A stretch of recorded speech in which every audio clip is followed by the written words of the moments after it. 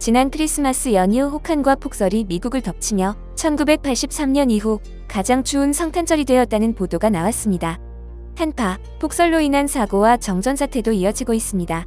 미국 CNN 등 외신에 따르면 미국 대부분 지역에 폭설과 한파가 몰아치면서 가장 큰 피해를 입은 지역인 노스캐롤라이나와 켄터키, 펜실베니아, 테네시 등 미국 전역에서 27만여 가구의 전기 공급이 중단됐습니다.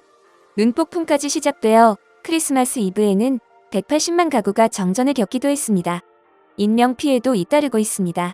미국 중서부에서 형성된 폭탄 사이클론이 혹한, 강풍, 폭설, 눈보라를 몰아치면서 NBC는 현재까지 이번 한파와 관련된 사망자 수가 최소 28명에 달한다고 보도했습니다.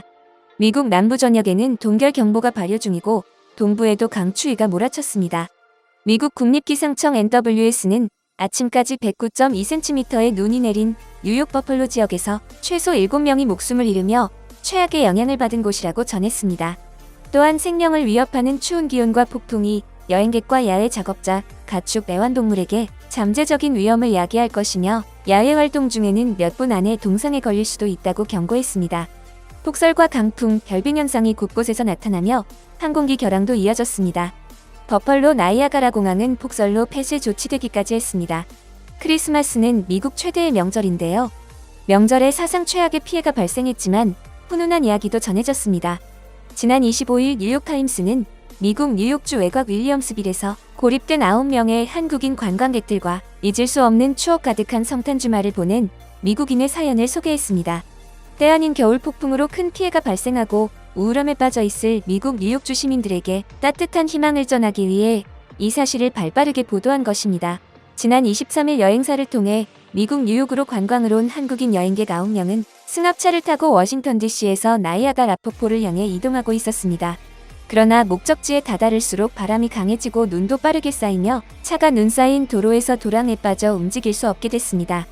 옴짝달싹할 수 없는 상황에 놓이게 되자 한국인 관광객 2명이 눈을 퍼내기 위해 삽을 빌리러 주변 주택을 방문했습니다. 이때 문을 두드린 곳이 치과의사인 알렉산더 캠파냐 부부의 집이었죠. 캠파냐는 삽을 빌려주는 대신 이들을 집 안으로 안내했습니다. 겨울 폭풍에 익숙한 캠파냐 부부는 폭설이 예고된 상태에서 누구도 더는 움직일 수 없다는 것을 이미 알고 있었기 때문입니다. 본인들도 며칠간 나가지 못할 것에 대비해 냉장고를 각종 식자재로 가득 채워놓은 상태였죠.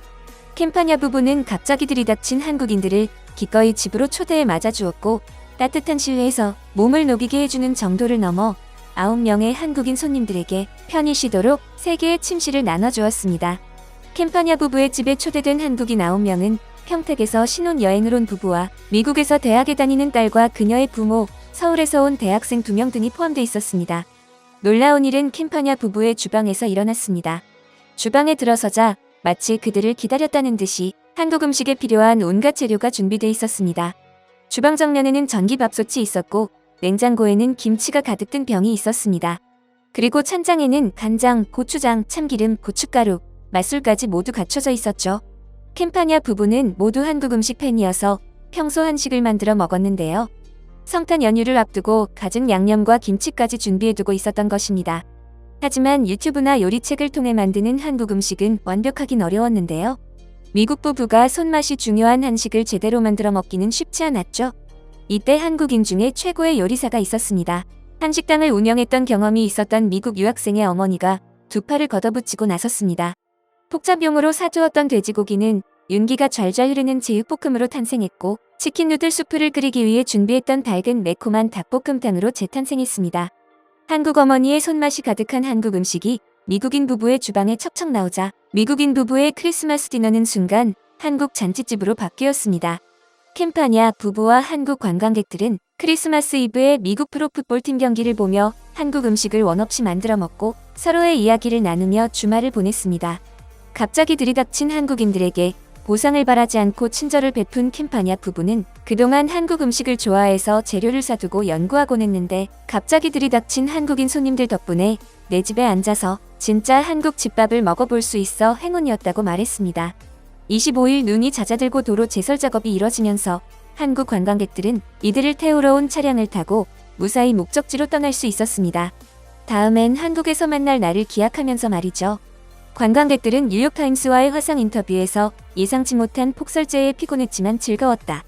진정한 따뜻한 환영을 경험해 좋았다고 말했습니다. 캠파냐 부부는 조금 아쉽다는 말도 했습니다.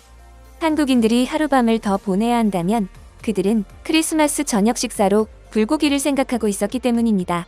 캠파냐 부부는 예상치 못한 손님들의 방문에 대해 한국을 좋아해서 평소에 한국 드라마를 많이 보는데 한국의 정이라는 것에 대해 많이 생각했다. 그런데 어제 예상치 못했던 한국인들이 들이닥쳤고 정을 느낀 순간이었다. 매우 즐거운 시간이었고 독특한 축복이었다. 결코 잊지 못할 것이다. 이 경험 덕분에 한국이 더욱 좋아졌고 새해에는 한국 방문 계획을 세워야겠다고 말했죠. 뉴욕타임스는 놀라운 것은 한국 음식의 인기이며 김치와 한국 음식이 이 사람들을 하나로 묶어 행복한 시간을 보내게 했다고 썼습니다. 캠파냐의 집에는 김치와 한국 컵라면, 김자반 심지어 당면까지 있었기 때문이죠. 세계에서 김치에 대한 인기가 높아지는 가운데 미국에서 연이어 김치의 날이 제정되고 있는 이유이기도 합니다. 김치의 날은 김치의 가치와 우수성을 알리기 위해 2020년 국내에서 제정된 법정기념일입니다. 그런데 미국 현지에서도 김치의 날이 제정되고 있는데요. 캘리포니아, 버지니아 등에 이어 미국은 현재 6개 주에서 11월 22일을 김치의 날로 제정해 기념하고 있습니다. 올해 2월 17일에 세 번째로 뉴욕주가 김치의 날을 제정할 만큼 뉴욕에서 김치 인기가 뜨겁습니다. 뉴욕주에서 김치의 인기와 수요 및 수출 증가, 김치의 역사, 건강식품으로서의 우수성과 함께 한국이 김치의 종주국임을 선포하고 2013년 유네스코가 김장을 무형 문화유산으로 인정했다고 명시하는 결의안이 통과된 것이죠. 지난 11월에는 김장철을 맞아 미국 곳곳에서 김치 축제가 열렸습니다. 김치 축제에 참가한 미국인들은 매의 눈으로 김치 담그는 것을 배우고 갔습니다. 김치의 날 선언문을 전달하기 위해 축제에 참가한 주 정부 공무원은 나는 원래 김치에 대해 잘 몰랐는데 김치를 한번 먹어보고 중독되고 말았다. 오늘 처음 김치를 먹어보고 다시 먹고 싶다면 김치 담그는 방법을 제대로 배우길 바란다고 말했죠. 배추김치가 전부인 줄 알았던 현지인들은 김치 축제에서 깜짝 놀랄 수밖에 없었는데요. 파김치, 갓김치, 부추김치, 깍두기, 열무김치 등 축제에 등장한 김치의 종류가 상상을 초월하게 다양했기 때문입니다. 참가자들은 각 부스를 돌아다니며 김치를 맛봅니다. 한 김치 축제 참가자는 내가 가장 좋아하는 김치를 뭐라고 부르는진 모르지만 오이로 만든 것을 좋아합니다라고 말했고 다양한 김치를 맛보며 기뻐했습니다. 축제 행사장 한쪽에는 김치를 직접 담가볼 수 있는 공간도 마련됐습니다. 미국인들이 손수 담근 김치를 그 자리에서 돌돌 말아 바로 입에 넣어보는데요. 서툰 솜씨지만 자기 손으로 직접 만드니 그 맛이 꿀맛이라고 합니다. 수육과 겉절이 등 김장 음식을 나눠 먹는 미국 한복판 김장축제는 그야말로 아름다운 축제의 자리였습니다.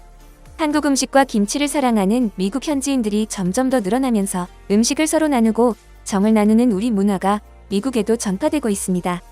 여러분의 소중한 의견을 남겨주세요. 바쁘시더라도 구독과 좋아요 부탁드립니다. 지금까지 단골이시였습니다. 시청해주셔서 감사합니다.